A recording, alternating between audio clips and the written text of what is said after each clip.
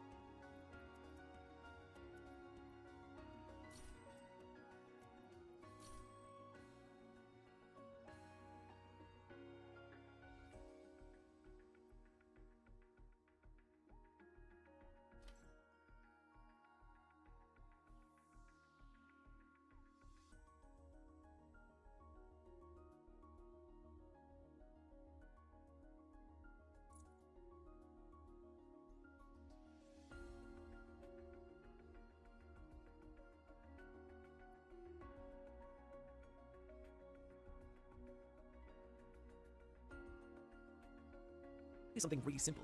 Scale. Parts 1 and 3 were these grand, epic, globe-spanning journeys, ones that culminated in world-shattering clashes of good and evil, whose outcome dictated the destiny of the entire planet. But in Part 4 is downright intimate by comparison. The entire series takes place in a single sleepy town, and the events that transpire here don't change the fate of humanity or even have any bearing on any future parts. It's just the story of a couple of bizarre months in the quiet town of Morio. The story begins with previous protagonist Jotaro Kujo traveling to Morio in the hopes of defeating a stand-wielding serial killer who's recently escaped from prison, and it's here he meets Josuke Higashikata, the JoJo of this part, who is actually Jotaro's estranged uncle. It's complicated. And from the outset, Josuke feels entirely different from the previous protagonist. When we first meet him, he's being bullied by older students, and then after a brief misunderstanding, gets his face punched in by Jotaro. But this is actually important to showing what kind of character Josuke is, as it immediately establishes that Josuke is not the invincible badass that Jotaro was. Instead, he's just a teenager, and so is Jotaro, but only really in age, as we never got to see him actually act like it. The mere presence of Dio in Part 3, as well as the ticking clock on Holly's life, meant that the entire focus of Stardust Crusader's plot involved getting to Dio as quickly as possible, and each encounter along the way only served to bring Jotaro closer to that point. And while there is danger in Part 4, there is no world-ending threat. And this frees Josuke from having to be the more traditional kind of hero, and instead, we get to just watch him go to school and hang out at cafes and play video games. We get to see him as a teenager, and overall, he just feels like a kinder, gentler JoJo. And what's cool is how this manifests in his stand, Crazy Diamond, whose primary skill is to return objects to the way they once were, which serves two functions. One, it provides some creative options in combat encounters, and two, and more importantly, it allows Josuke to heal people of their injuries. But critically, he cannot heal himself.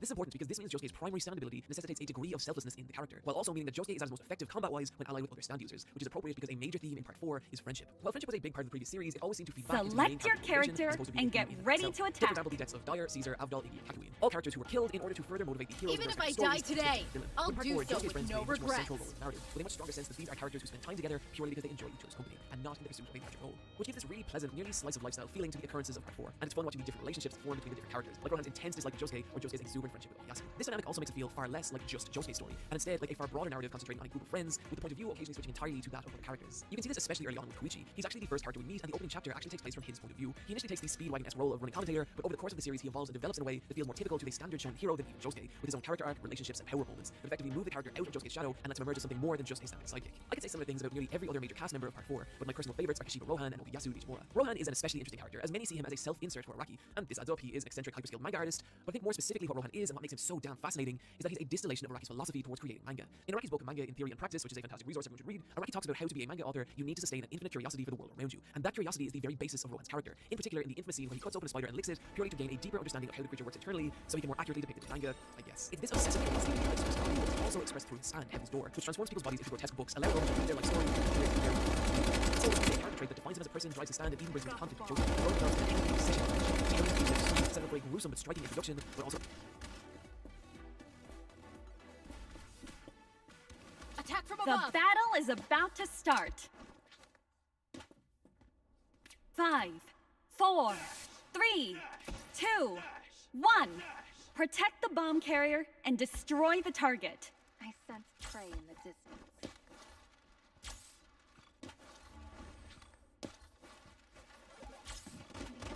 Flashbang! Combat initiated. Power armor! Thunderfield activate! Ha! Dinner's on me tonight. Watch out! What are you doing, Fuchsia? Get it together! Someone actually got ahead of me. My song will go on. Recover for a bit.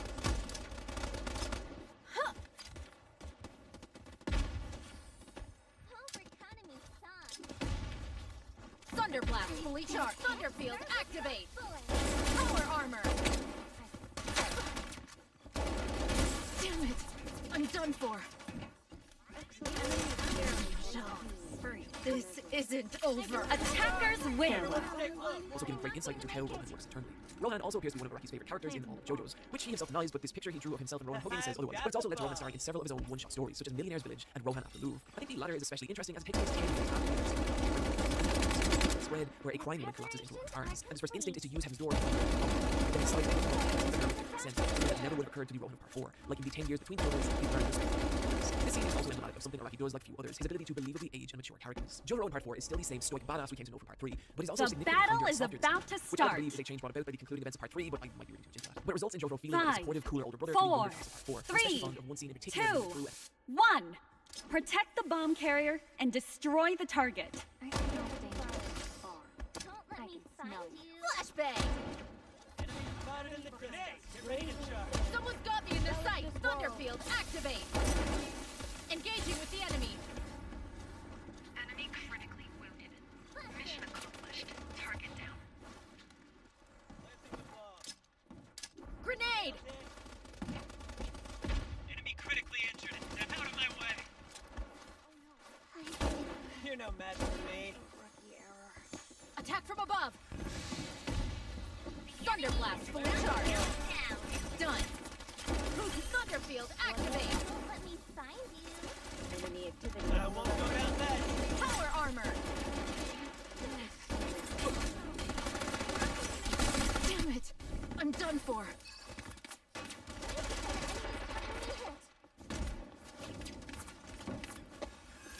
Only one enemy remaining. You guess which one of me is real?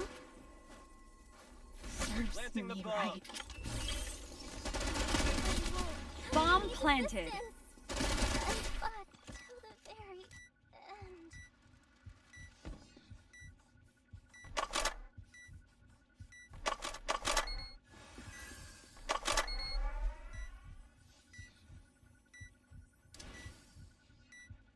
Windstorm grenade.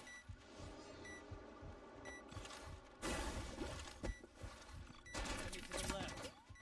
Enemy spotted in the distance. Get ready to charge. Defenders win. Good hit.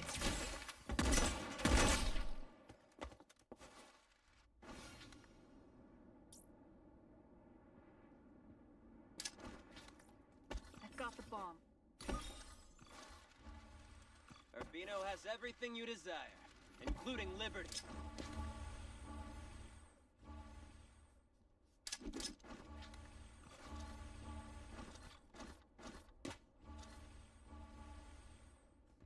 The battle is about to start. 5, 4, 3, 2, 1. Protect the bomb carrier and destroy the target. It's the scent of prey. I sense prey in the I am the one above all! Thunderfield, activate! smoke bomb. The hunt starts Bomb now. dropped in Zone A. Danger. Heads up. What's your power armor? Crash the enemy! Damn it! I'll remember this.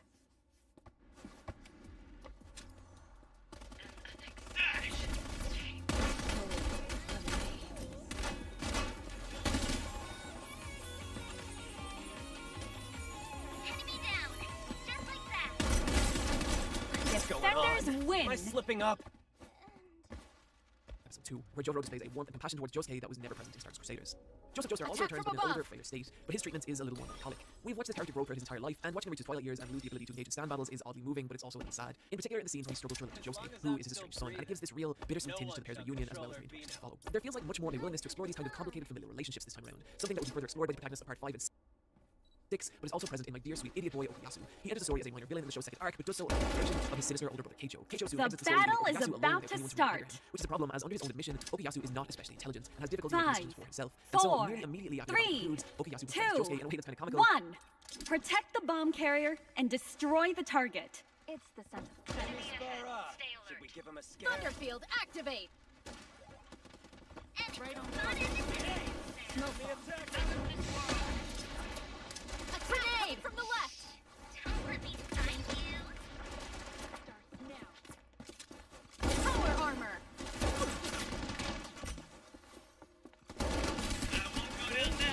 Damn it! I'm done for. Mission accomplished. Target Careful! It's dangerous. Out of my way! Thunderblast fully charged. Target. Don't stand in Kanami's way. You're no match for me. Been torn apart. Back to the fight. prey. I won't go down that easy. Don't let me find you. Flashbang! Target hit. Enemy in front of me. Power armor. Thunderfield, activate. Enemies engaging. Perfect teamwork. Not even a I'm challenge. not going to make it. I'll be back as soon as I've recovered.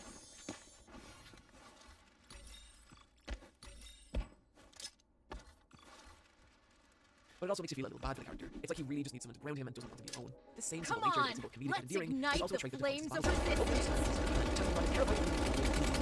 which is potentially an ability that is insanely overpowered, but it's only a basic strength. Where the author can push his opponents with direct frontal attacks as opposed to using his strategy, and you can only see the story when his opponents make use of the more complicated mind games that are inherent to standoffs. So just The like Josuke battle Robo is has about to consistency of Yasu, start. the character trait that limits his potentially overpowered stand is the same 5, characteristic that defines him as a person, 4, but also what leads him to fighting 3, and friending Josuke. 2, 1. Protect the bomb carrier and destroy the target. You cannot hide from me. I Don't smell let me danger find from you. afar. Enemy. Attack from spotted. above. Enemy down. Just like that.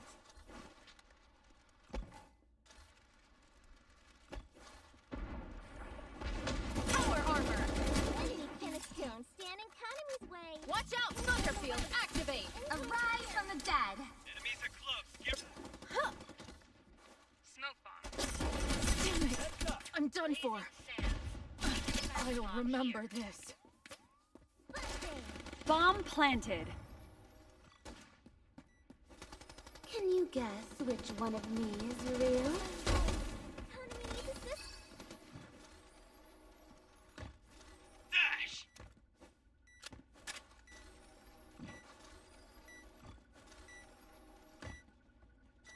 Flashbang! They're blazing sands. Envelop the world. Enemy completely helpless. One less obstacle. Mighty Meow. Execute justice. Dash! Change. I shouldn't have been careless. Only one ally remaining. I can't move. Attackers win.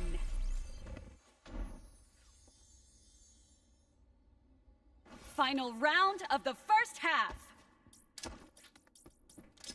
I cut the bomb. Same as always. Just complete the task.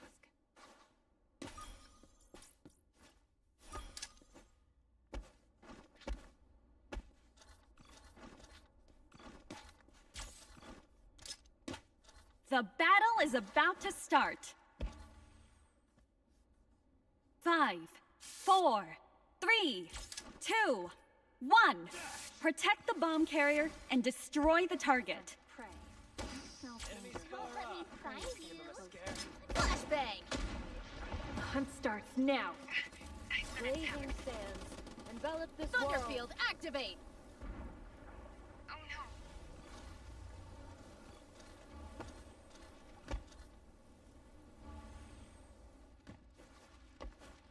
Combat initiated. Target hit. Grenade! Attack from above! Power armor!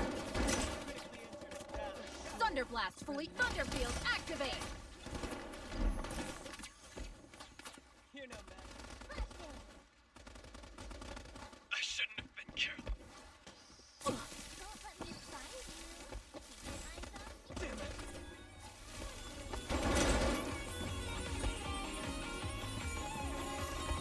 Bomb carrier knocked Field down. activate.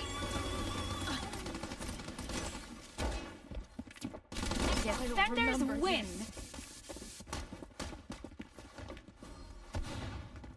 Switched sides.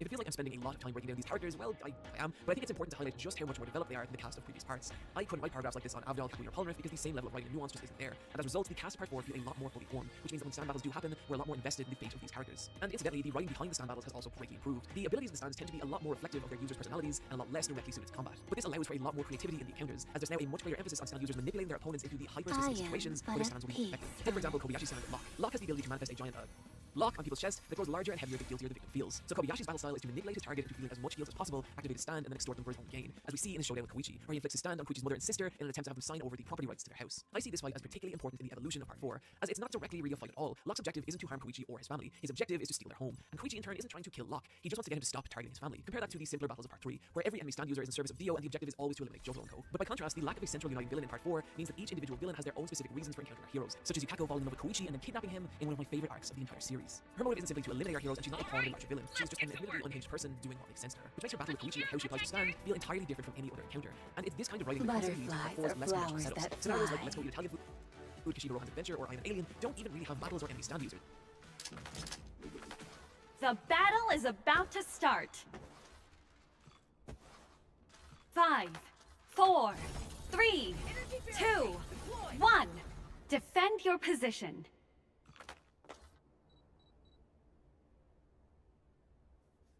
Watch out for the danger zone. Watch out for grenades. It's the scent of prey. Enemy spotted up ahead. Dang it! I'm under attack. Bomb planted. Grenade. I've been hit. Flashbang. At least I know flashbang. Phantom Mirage. Someone a target hit. Grenade. I'll end your suffering quickly. Enemy is barely holding on. Attackers win. Be treated like Instead, this. the focus of these arcs is just on our heroes exploring the world and encountering the various oddities that exist in it. As a result, they're some of the most unique and enjoyable of the entire series. Now, don't get me wrong, it's still JoJo's. It still has invisible ghost aliens beating the shit out of people, and in one case a plate of spaghetti, and it still occasionally dives headlong into nightmarish horror. But the increased focus on characters and the more distinct encounters means that we get a JoJo's that's far less focused on a typical Stars versus story, align and one like that's a lot more about chess exploring pieces, what it's like to be a teenager living casting in the interior world, and in the process shadows creating a of beautifully enjoyable butterfly. hybrid of the most bizarre slice of life series that's ever existed, crossed with all the battle-based excitement you'd expect from a JoJo's. Part 4 also serves as a pivotal milestone for Araki as an artist. From part 1 all the way through to the currently running part 8, you can see a massive change in how Araki draws characters, which we've talked about a lot in The previous videos. battle But what's is fascinating about part 4 to is that start. it's the direct center point of this artistic shift. And I don't mean that numerically, but you can literally watch Araki's character work 5, first off 4, 3, 2, 1. Defend your position. Multiple enemies spotted. Flashbang. Planning to attack from behind, are you? Head over there. It's the scent of Phantom Mirage. I'm under attack. Triple. I need to find cover. Well, at least I go gracefully. Target hit. I'll end your suffering quickly. fire in the My hole. bad. The Bomb enemy is planted. severely wounded. Press the attack. The butterfly would like the Phantom Mirage. Only one ally remaining. Someone is attacking me. Attackers win. Has been expressive torn over the apart. course of Diamond is breakable, leaving behind the more manly 80s style, taking on a look that will become more representative of his later work. Part 4 is also what we Butterflies really are see in flowers these that characters, fly. integrating the core themes of the story into the look of its different characters. For example, take the concept of inheritance or passing the torch, a central theme in the broader JoJo story, and just look at how he works it into Josuke's design. Whereas Jonathan and Joseph were made to look nearly identical as to assure readers it was in fact the same series, Josuke's design feels more like a direct evolution of Jojo's. Jojo was designed around the concept of banjo, strong silent delinquents who were especially popular in Japanese fiction in the 70s. However, in the 80s, the banjo fell out of fashion and were replaced by the Yankee, a different kind of delinquent which were the more rebellious, thrasher, and disrespectful evolution of the banjo. And it's the Yankee that Josuke's looking to face off with the more The flamboyant clothing and battle is confidence of about And so to the CD start. generational shift between Banjo and Yankee expressed through the designs of Jotaro and Josuke, which to a Japanese public at least were 5, really effectively 4, 3, 2, 1. Defend your position. Danger here. So Hunt starts now. head over there. Flashbang!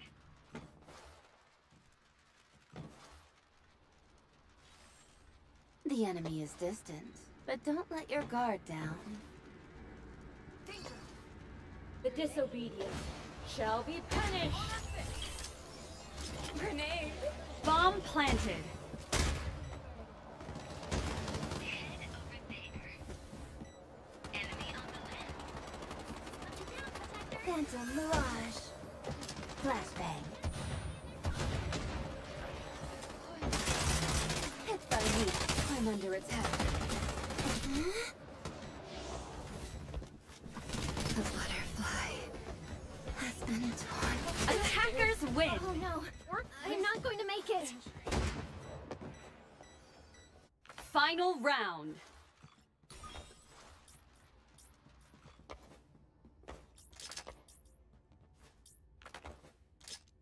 Let the show begin. And let gunshots replace applause. Don't let me down, Protector.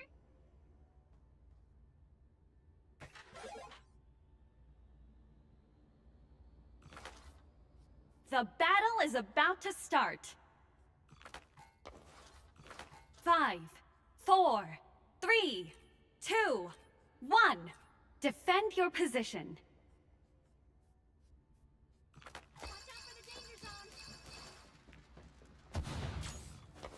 Flashbang. Phantom Mirage. Can you guess which one of me is real? The butterfly brings me over the freezing target hit. I'll end your suffering quickly.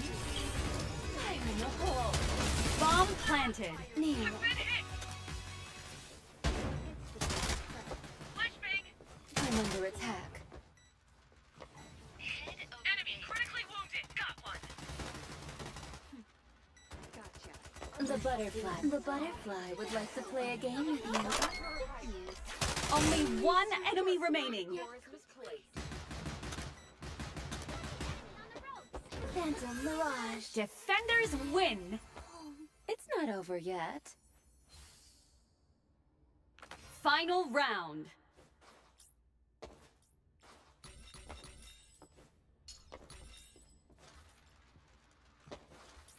Same as always. Just complete the task.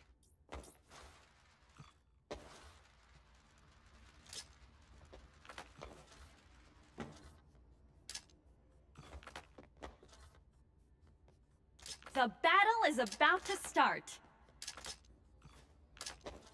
5, 4, 3, 2, 1. Defend your position. Energy barricade, deploy.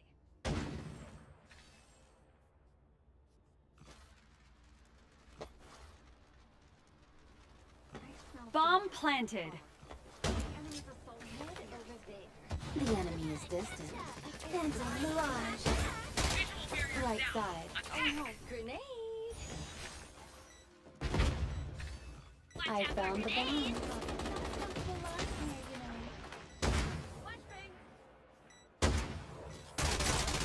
Target hit. I'll end your suffering quickly. Grenade. The butterfly would like to play a game. Phantom Mirage.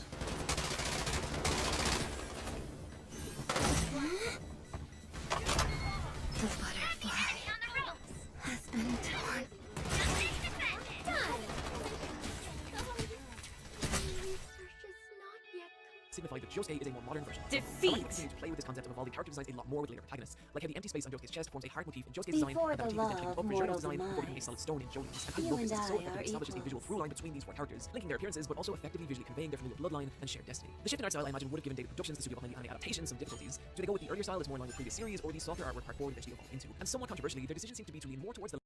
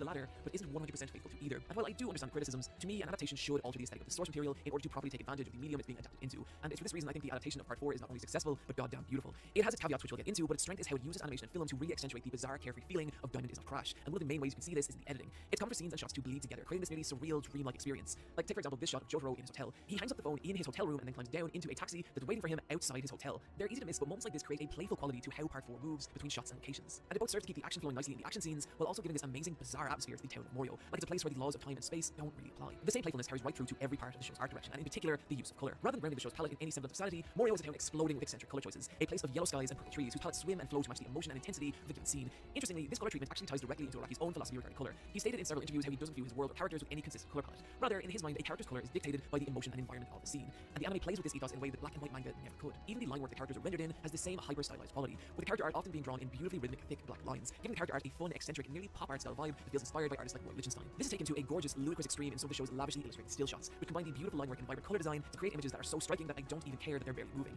And even on that front, while the movements of the characters is generally pretty limited, these simpler character designs do allow for the show to occasionally really bring it animation-wise, with intense bursts of sakuga punctuating many of the show's action scenes. So with all this in mind, manga or anime? Well, they both have their strengths and weaknesses. The advantage of the manga is the same advantage of any manga. You're experiencing the story exactly from the author 100% how they intended. And for as much as I'm going to praise the anime, there's areas where it does fall short of the manga, and one area especially does is in some of the facial illustration, and particularly in the facial model of Yoshikage Kira. In the manga, Kira has this serene yet threatening beauty that makes the character both alluring and frightening, but that sense never really comes across in the anime, which is a real shame given how important he is to the story. But I also do wonder if this change was made in an attempt to not get sued by David Boy's estate. Part 4 is also the most pivotal part in terms of Araki's evolution as an artist, so if you have any investment in him specifically, the manga is the way to go. The only real drawback of the manga is that the story drags in the third quarter, with a few battles that really feel like padding, which is frustrating, especially as it's leading into the final conflict. Thankfully, this same section has been heavily edited down and restructured in anime, and the story flows a lot better because of it. The anime also features some additional scenes and stylistic flourishes that I feel are really great additions. Even just small touches like this shot of Josuke jumping down the stairs, exactly how I used to when I was a teenager, before my bones had withered to dust and ash. Touches like this, alongside the show's strong production and yet another phenomenal soundtrack, means that overall the anime is an extremely strong package. But there is unfortunately the occasional nosedive in quality. One scene in particular being the Shinobu and Kira bedroom scene. This is one of my favorite scenes from the manga as it's so palpable with tension and danger, but the horribly off-model characters and weak storyboarding completely squanders any impact the scene would have. These issues were, however, actually completely remedied by the edits made to the Blu-ray version, but unfortunately that's not the version available on Crunchyroll, and Blu-ray has not got released in the West. So if you want to experience the anime in all its glory, you're going to have to get a little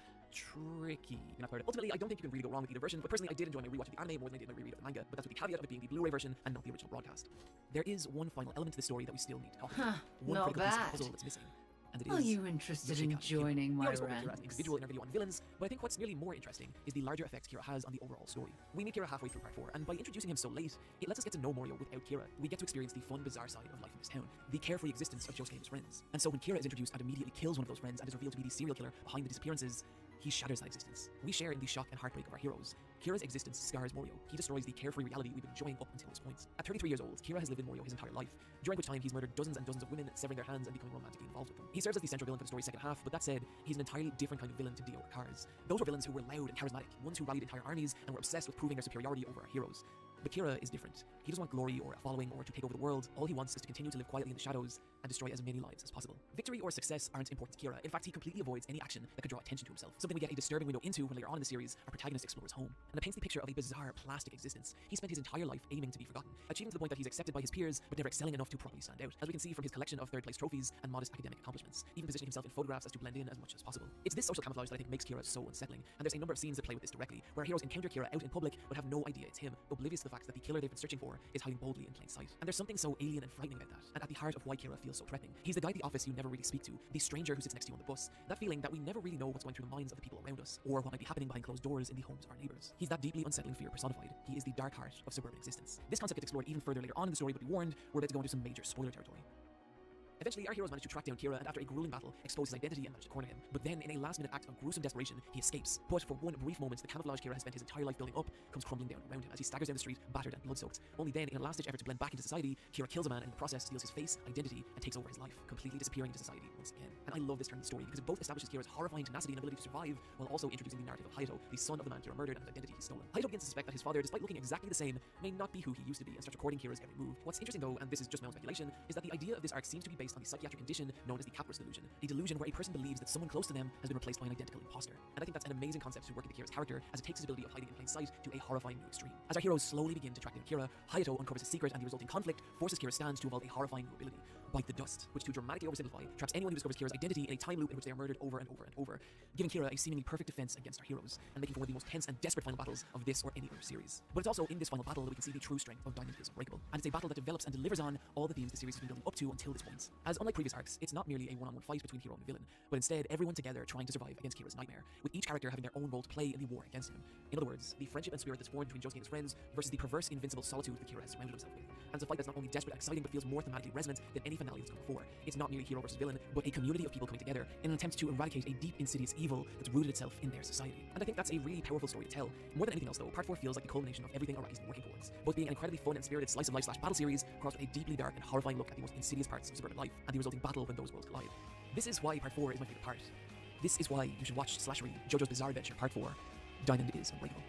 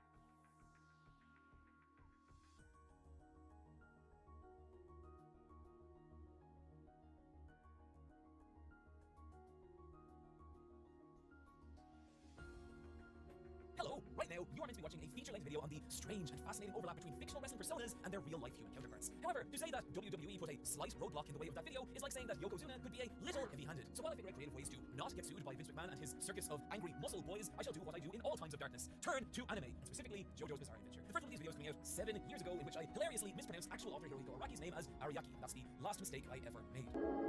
What's mad when I think about that video now is this video came out in a time when the combination of JoJo being a copyright nightmare as well as perhaps just a little too fabulous for the West meant that the idea of it succeeding on a global level felt, well, unlikely. But then, 7 years later, here we are. That is what's happened. So much so that now it kind of feels like that we're in the aftermath of that. A combination of long-term fan fatigue as well as Netflix's hype-destroying batch releases, meaning the same excitement that was there for the previous JoJo parts just doesn't really feel there for Part 6, which is a bummer to me because Stone Ocean is my favorite JoJo part. Okay, I might have said in the Part 4 video that was my favorite. I don't remember. I'm not watching my own video. But look, I'm allowed to change my mind. Part 6 has issues. Even by JoJo standards, it is weird and convoluted. It has some, we'll call them uneven stand battles, and oh boy, that ending, we'll get to that. But like two beautiful cowboys on a frosty winter's morn, no matter how wrong society tells me it is, I just can't quit Part 6. That is why I'm here today, to explain to you why I love this beautiful broken part so much, and we should all be way more excited about its anime release than we are. Let us begin. Another reason I haven't posted in a while is that I got married to a very small and complicated and beautiful little person, and I don't talk about her in these videos because I know she doesn't want that, but just this once, I wanted to mention it. I love you, Michelle. Thank you for marrying me. Also, I think I should have left the Brokeback Mountain joke till the Part 7 video. That would've been good. Okay, look, depending on what state of weakness you catch me in, I might waver between Part 4 and Part 6 being my favorite JoJo parts. The same is not true of this next statement. Jolene Cujo is my undisputed favorite JoJo. This is for many, many reasons, but what I love is how many of those reasons are incorporated into her character design. Unlike many of her more human fridge-like ancestors, Jolene is, well, not that. Her build is small, slender, and feminine. This is not a superhero. This is a teenage girl. And you can see that in everything from her Britney-esque gang tattoo to her braided ox buns, which I have to believe were inspired by this photo of Gwen Stefani, to her wild web jumpsuit and chaotic neon makeup, all making Jolene feel ripped straight from a 90s drug-fueled rave, steeped in the fashion, styling, and culture of that era. And that alone, it makes her feel chaotic and rebellious, but even more so when you look at how Jolene's design is the first protagonist since Chitaro to throw off the Japanese school uniform / bancho aesthetic. Like, her entire visual identity is an attack on everything that came before, which is appropriate given her anger towards her estranged father Chitaro, but the real genius of this design is how it also ties her to that same legacy. In Chitaro's design, you can see how his open jacket creates this rectangular space in his chest that does a lot to make him feel imposing, powerful, and masculine. But then in Josuke's design, we see that space transform into a kind of loose heart shape, which I think is evocative of Josuke's soft nature, only for that same negative space to tighten into a more defined shape in Jurno's design before finally solidifying into a physical object in Jolene, so subtly and beautifully tying Jolene's design into the Joestar bloodline and every protagonist that has come before her. The major theme of Part 6 being that your past, that your ancestors, that your memories are an inescapable part of you. I think it's incredible how Jolene's character design explores that idea. All at once, Jolene is an attack, acknowledgement, and reflection of what a JoJo's protagonist is. And you can feel that the moment the story begins, as our brand new, newly incarcerated hero is caught masturbating by a prison guard. Okay, look, I think this moment is actually really vital in understanding the appeal of Jolene. Compare this to the introduction of our other three protagonists, all of which have stands by the time their story begins, whose opening chapters are used to highlight how strong, cool, or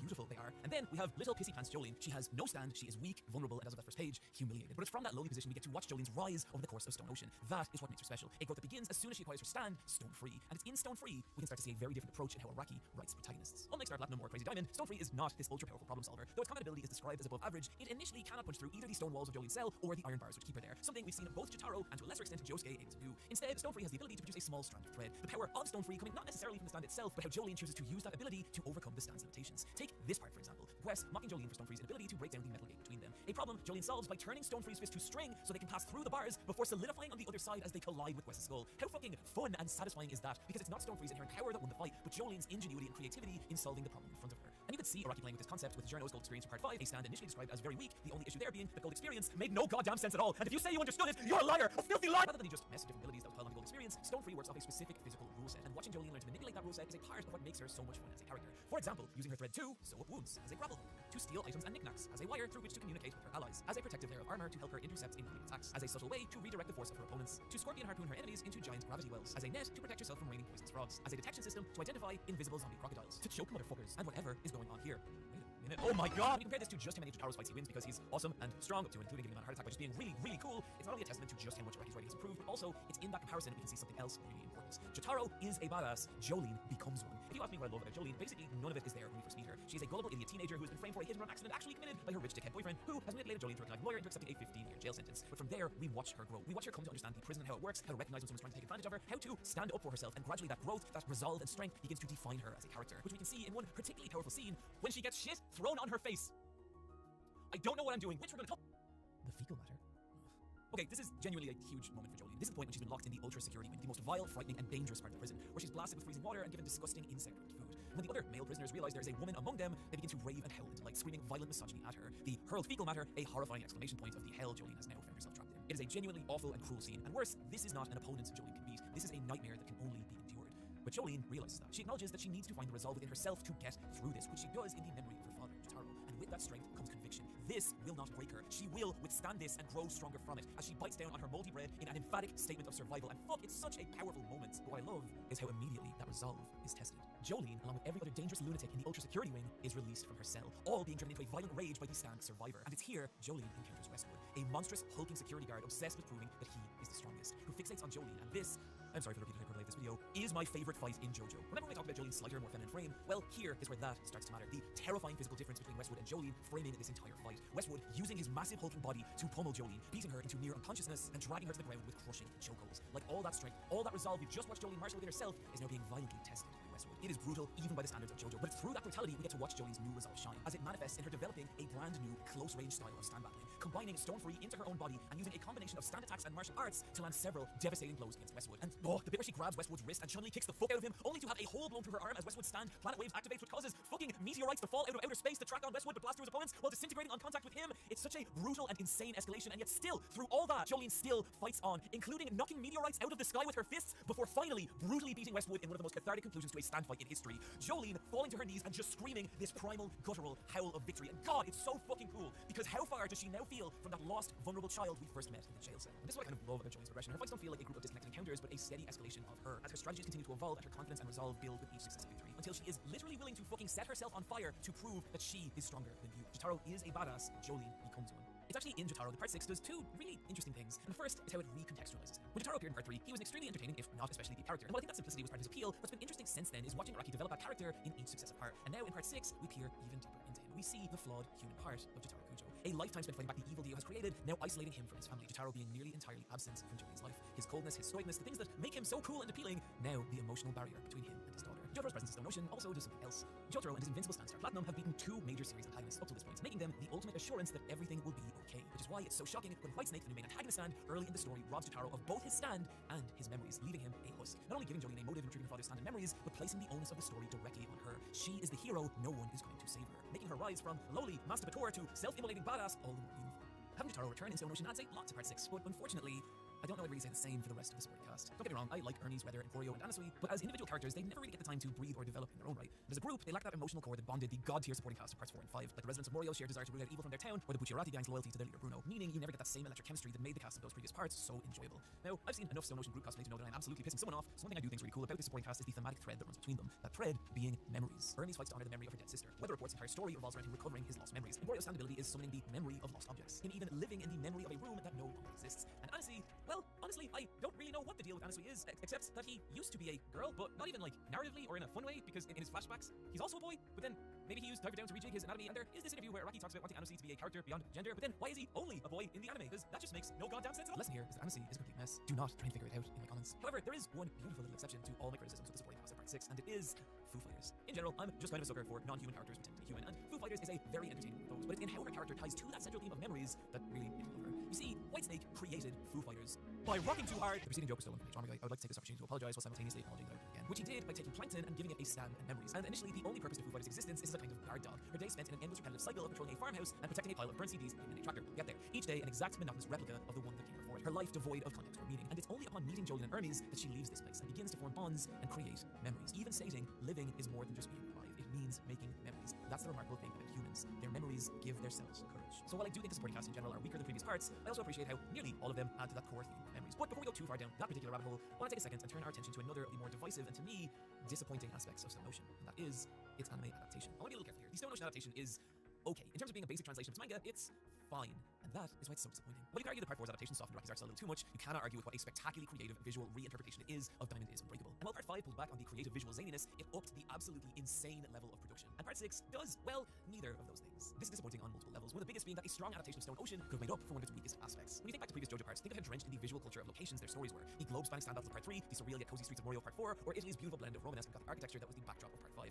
But then you have Part 6, where the setting is prison, which is just a lot less visually exciting. But an anime adaptation could have done so much to remedy this. There's so much that becomes possible with color, a landscape format, and a team of creative background artists. Think of just how much life was brought to Morio with its wild, surreal color correction. Or hell, even just the neon-soaked palette of the Green Dolphin Penitentiary in Stone Ocean's opening. But what we actually get in the anime is, well, a lot of really uninspired layouts cast in these muddy grey and brown tones. And if I was to use a single word to describe it, it's just dull. Now, I understand dull is not an inaccurate way to describe prison, but prisons can be lots of things. Oppressive, controlled, dangerous, frightening, but we don't get that here. It doesn't feel like any real consideration or art direction was given to what kind of emotion the Green Dolphin prison should evoke. Instead, they just seem to have directly copied the color scans, which for the record are done by Shueisha, not Araki. And you just need to look at Araki's color work to see how he might have treated it. And unfortunately, because of how much more prominently background work features in anime as opposed to manga, what it means is that one of the weakest aspects of Stone Ocean now feels even weaker. Unfortunately, it isn't just the art direction that lets Stone Ocean down. While the Part 6 anime can, on occasion, look pretty great, there's some sequences where in the journey from panel to screen, so much was lost that I have to wonder if the people adapting it even understood what was happening in the manga. Take, for example, that goddamn beautiful sequence of Stone Free punching through the bars we talked about earlier. Think about what a complicated physical action is taking place here, but also the thought and nuance Araki has taken in depicting it. We get a panel from Jolene's perspective, the fence pulling on the stringified parts of Stone Free's arm, before a second panel shows us Stone Free's fist reforming on the other side, solidifying as it crashes into Wes, providing you with just enough information to feel the physicality of Stone Free and the extremely clever way Jolene has used it here. And if that isn't fucking cool enough already, you turn the page only for Araki to set your goddamn brain on fire as the same action repeats a dozen more times in a second, all rendered with a beautiful crystal clarity. But then, look at how this is adapted in the anime. We get Wes taunting Jolene, then a zip pan of Stone Free's fist, and then it just hits Wes. But there's no visual information to show us how the fist passed through the fence. We get a few more shots of Jolene and Wes talking, and then an aura shot. But here, it nearly looks like Stone Free is reaching around the gate and punching Wes from the side, but even that's hard to tell because the entire shot is smeared with this ugly grey motion blur. The brilliant and specific way Stone Free was used in the manga, now completely lost. This was not a problem with auras in previous parts, which even when very chaotic, were animated with a lot of care and nuance. But in Part 6, that same skill and clarity just feels like it's missing. The heavy motion blur perhaps added to disguise that fact, and unfortunately, it robs the Stone Ocean anime of some of the series' most explosive and memorable moments. In fact, a lot of the big moments of Stone Ocean just feel flat in comparison to the source material. Maybe the most egregious coming in the fight with Sea Moon. In manga, this fight is absolutely terrifying. A battle with this uncanny, otherworldly combination of stand and sentient creature. And I mean, look at the tension and danger that just fucking radiates from this page. The way Sea Moon and his infinity of hands flood the composition, cramming Jolene down into this bottom corner, making her feel tense and coiled like a spring that's about to explode into this dangerous, frightening opponent. I love this page so much, I have literally had it framed in my hallway for years. So, imagine my disappointment when this is what it looks like in the anime. I feel I have made my points. In fact, the entire encounter with Sea Moon, one of the best in the manga, is plagued by some incredibly weak storyboarding. I can keep going here, but I worry I'm starting to sound even more like the genius at work life in The Simpsons than usual, so I'm gonna leave it at this. By Part 6, Araki's ability to make manga was reaching virtuosic levels. After 15 years, he was now capable of some truly incredible things, and to watch an anime adaptation that took and elevated that material would have been something really special. And so while what we got was fine, it also falls far below what it could have been, and it's just hard not to feel a little salty about that. There is one major exception to this that we shall get to much later in the video. In many ways, Stone Ocean is a part of highs and lows, and maybe the purest example of this is its stand battles. With each part in JoJo, this what feels like a very conscious attempt to push the boundaries of what a battle is. From the simple sunshine karate duels of Phantom Blood to the more creative Looney Tunes-esque tomfoolery of Part 2, to the introduction of stands in Part 3, to the increased complexity of those stands in Part 4, to the batshit madness of multi-person team stand battles in Part 5. And as for the evolution of Part 6, well, they are quite simply fucking insane! And this is both their greatest strength and biggest weakness. To break down that rather emphatic statement, there is within Part 6 what I feel like a real desire to explore and expand upon what a stand is. And you can see this in a flashback conversation between Dio and Father Pucci, where Dio states that a stand is a manifestation of a person's soul, even suggesting that Leonardo da Vinci's stand was the Mona Lisa. There is a boner joke in there that I shall not make. The way this manifests in battle is a much looser relationship between stand and stand user. While there are definitely exceptions, a lot of the stands from earlier JoJo parts function basically like an extra limb in full control of their user, but in part 6, that relationship gets way more nebulous. Take for example a stand like Thunder McQueen, slight unaliving discussion warning here, whose stand causes whatever damage he inflicts upon himself to manifest on his opponents. McQueen being completely unaware that this is even happening, but what makes him dangerous is his obsession with, well, unaliving himself, meaning a part of fighting McQueen is convincing him that life is worth living. Oh, that was much darker to explain than I thought it would be. Another example of this being the hype-filled organ-harvesting baseball contest of Marilyn Manson, where our protagonists are tricked into a deadly time game of catch that if they lose, they'll have their innards ripped out by a spooky ghost robot, or even Sportsmax, who spends the majority of his fight drowning in a metal pipe as our protagonists wait for him to die while surviving his invisible zombie alligator. This battle also fulfilling my lifelong dream of having a stand named after the greatest band in the world, Limp Bizkit. I am joking, but not as much as you'd hope. In each of the above examples, the focus isn't on checkmating your opponent into a physical position where your ghost friend can beat the piss out of them, it's adapting and surviving inside a specific rule set. And that change in philosophy makes for some incredibly creative and captivating battle scenarios. And particularly later in Stone Ocean, where the relationships between stand and stand user get stretched even further, with there even being multiple sentient stands with their own personality, which is fun because you basically get to watch people argue with their own souls, but also because it leads to some really unique encounters, like Yo-Yo Ma, a stand that will pretend to be your friend by doing nice things, all the while inflicting slow, insidious damage upon you. And while it's not the most exciting stand battle, it's memorable by virtue of just how unique it is. And I'd say the same of the battle with Green Baby, a creature/stand thing that shrinks you proportionally to how close you get to it, meaning falling on Green Baby results in a nightmarish Zeno's paradox as the rate at which you shrink exceeds the rate at which you fall, meaning you just plummet into infinity. And Araki thought of that. And if this is all starting to sound a little wild, oh buddy, we're just getting started. When stands first appeared in part 3, they had powers like shoot fire, or swim, or is a gun. But in the latter half of part 6, we encounter stands that can twist and warp reality itself, distorting the very laws of physics our planet works off in ways that genuinely make me feel like I'm losing my mind. For example, while piloting a helicopter, Jolie and friends are attacked by a mysterious flying worm that causes them to go blind.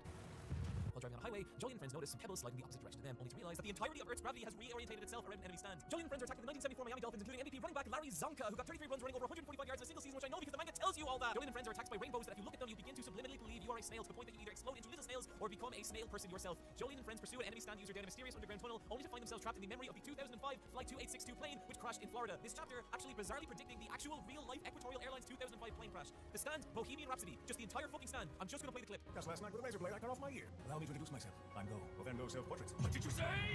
Look, part of the reason he comes to JoJo is for a wild, weird time. It's in the name, and I can genuinely not undersell how much I fucking love the latter half of part 6 is. Even multiple rewatches in, I find myself cackling into life at the sheer creative madness of it all. Look, life out there's tough, things are shitty, things are sad. But when I think about how a piece of media can lift you out of all that with sheer absurdity, I genuinely don't think that's something just to be laughed at, I think it's something to be celebrated. And to me, no part does this better than these stand battles of part 6. Part 6's stand battles are special because of their ambition, but occasionally that ambition is also their downfall. I argue that stands are at their most interesting when focused on one specific ability used in creative ways. But I think in the drive to create interesting scenarios, Araki occasionally writes stands with multiple abilities that have no real relation to each other. A stand like Whitesnake, for example, can steal a person's stand, steal a person's memories, trap people in a dream world, and also turn its body into a poisonous sludge. The problem here being that it unnecessarily convolutes any potential battle scenario involving Whitesnake, and stands like Heavy Weather or Dragon's Dream share this same problem. This is a tricky area to talk about because what we're essentially discussing is how much narrative glue you need to hold your magical ghost fights together, which will vary from person to person. But a few encounters from me just buckle under the weight of their creative ambition. Take for example a fight like Jailhouse Rock, a stand that doesn't attack you directly, but instead your ability to create short-term memory, letting you only retain 3 new pieces of information at any given time, trapping you in this nightmarish cycle of remembering that you're even in a stand fight. That idea is fucking awesome. The issue is how the writing and logic of this encounter fail to keep up with its ambition. At one point, a hail of bullets inspired Jolie, the idea being that she'll have her 3 memory slots taken up by 3 bullets and then be unable to perceive or protect herself from any more. But the solution is that Jolie looks at the hail of bullets reflecting in a puddle, the image of that reflection now only taking up 1 slot of memory, meaning she can now defend herself from all the bullets. My issue is that this solution gets into some really nebulous territory about what a piece of information is, as well as the nature of held memories, because how, oh god, it's happening again, isn't it? To put it another way, it's an extremely contrived solution to a very interesting problem. And while the actual conclusion of this battle is some of the most